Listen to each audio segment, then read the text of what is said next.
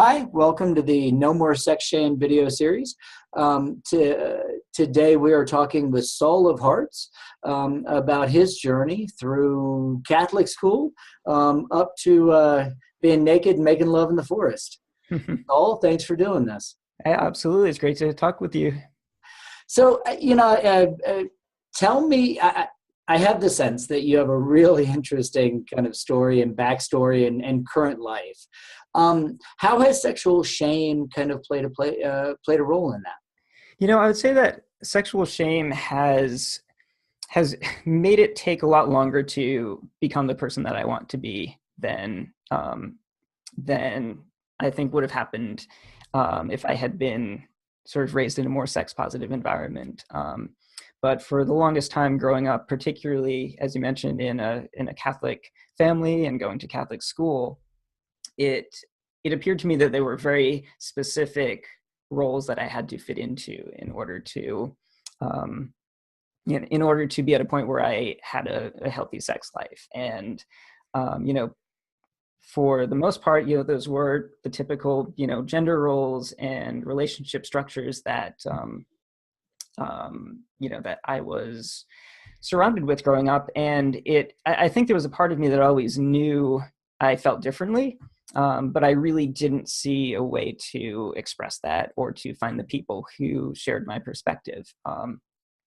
And certainly from a young age, it was really helpful to be able to go online and look up, people who had a more positive approach to sexuality. But I still felt like the only one in my community, the only one in my family, the only one in my network who had those ideas. I think that sort of culture of sexual shaming really prevented me from speaking out about what I wanted and connecting with the people who shared those interests. So how did you come up with what you're doing, and how has that kind of changed things for you around that sexual shaming? Sure. So for me, I'm at a point now where I've been blogging for many years, writing about polyamory and sexuality for a long time. But what I've always really wanted to do was to create visual art expressing these concepts. And I went to film school 10 years ago, and sort of had the chance to try out in bits and pieces, bringing my perspective on sex to the screen. But it wasn't until moving to Portland where I felt like I was surrounded by people who were supportive enough of it that I just could really go all out there. And so my latest project is an indie porn site called Ecosexual Planet, and it is all about outdoor porn featuring models of all genders. So it's a pansexual, ecosexual creative project, and I've gotten a lot of really positive feedback, especially from people in Portland, and that's just really given me the confidence to feel like this is a niche that a lot of people are interested in, but that we don't have a lot of representations of in our culture. So it feels great to finally be at a point where I can put that out there and not worry about what people are going to think. What are you trying to convey there? I mean, what's the representation that you said is kind of not out there? Is it is it the ecological sexuality? I mean, I find that really interesting. Yeah, absolutely. So one of the things that one of the communities up here in Portland that's growing is the ecosexual movement. And this weekend there's an event called the Ecosexual Convergence that's out on a farm in Washington State. And last year I had the opportunity to go to this event and met Annie Sprinkle and some of the other pioneers of this movement. And it was just really inspiring to be around people who appreciate nature and who want to be outdoors, who want to be naked in the woods, who want to have sex outdoors. That I think that's something that is occasionally featured in the kinds of porn that's already out there, but I've never quite come across porn that both shows the way that people shows basically natural sexuality in a way that's healthy and empowering as far as our, sort of place in the natural world. And I think one reason is that a lot of people, particularly in like the nudist and naturist movements, are really sensitive about not making it about sexuality. So there's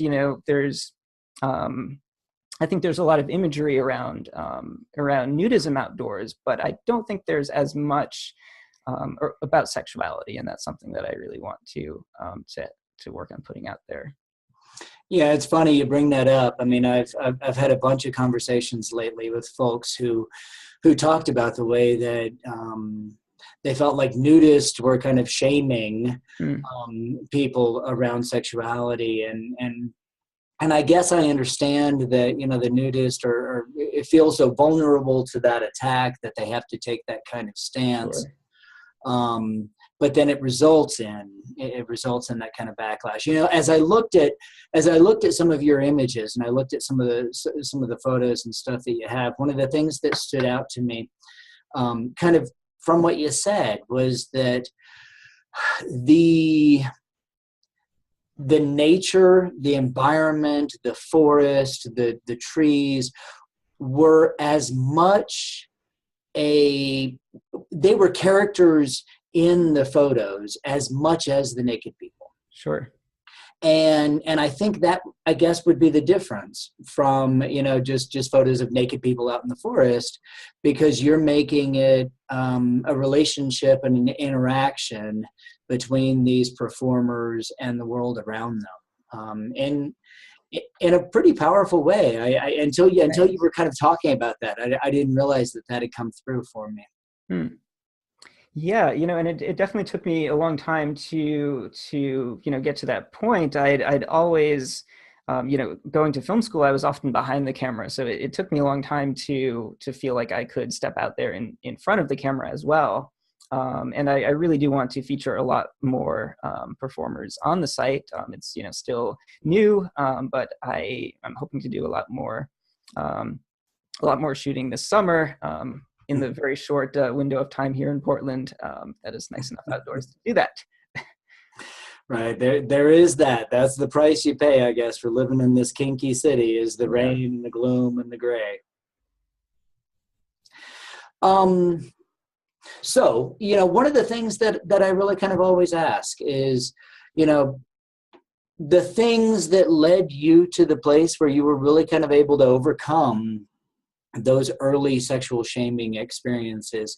It sounds like one of them was finding out at kind of a larger level, that you weren't the only person kind of interested in sex in these sorts of ways, but then finding out that there were other people that shared this kind of ecological sexual passion.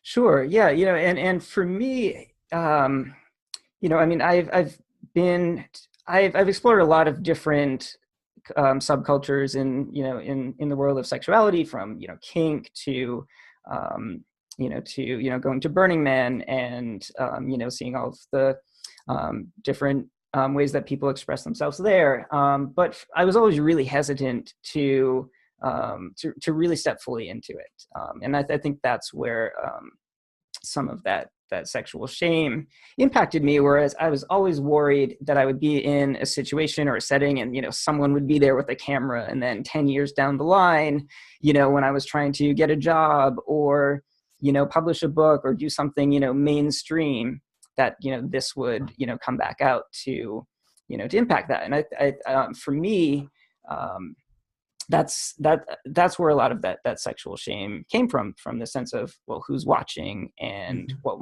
will my friends think when they see this, and just really letting that impact my behavior. And now I'm just feeling a lot more open to putting myself out there and basically letting the cards fall where they may, and the people who relate to what I'm expressing will join me, and the people who don't, there's other porn for them. So that's kind of how I look at it these days.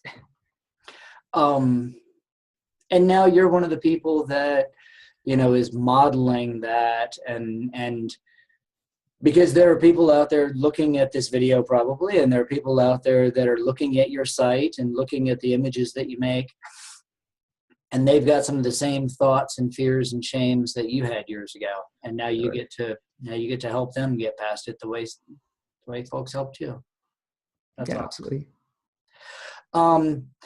Your mention of well, there's other porn for them. I'll ask an odd question. Maybe I can work through this. Have you gotten kind of attacks or shame from people that are, kind of more mainstream kind of porn, for making your unique kind of art? No, not yet. I don't know that it's gotten out there enough to draw that kind of attention. But as I do more, interviews and stuff, I'm sure that's possible. Certainly, other aspects of the ecosexual movement have gotten, some,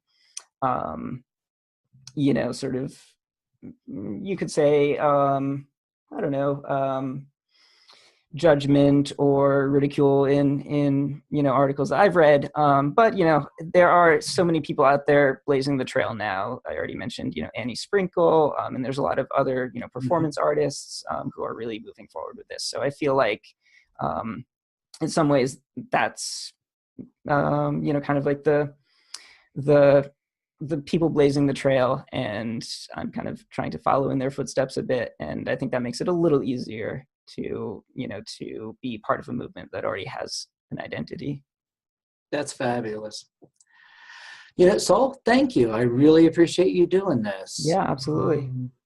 Thanks for reaching out. I'm glad to be able to kind of share this story. Sure. And can I tell folks where to find me on Twitter? Absolutely. Great. So you can find my personal Twitter handle at SaulofHearts, and you can follow Ecosexual Planet at Ecosexual. And yeah, happy to hear from anyone there. Fabulous. Thanks, and take care of yourself. Absolutely. Bye.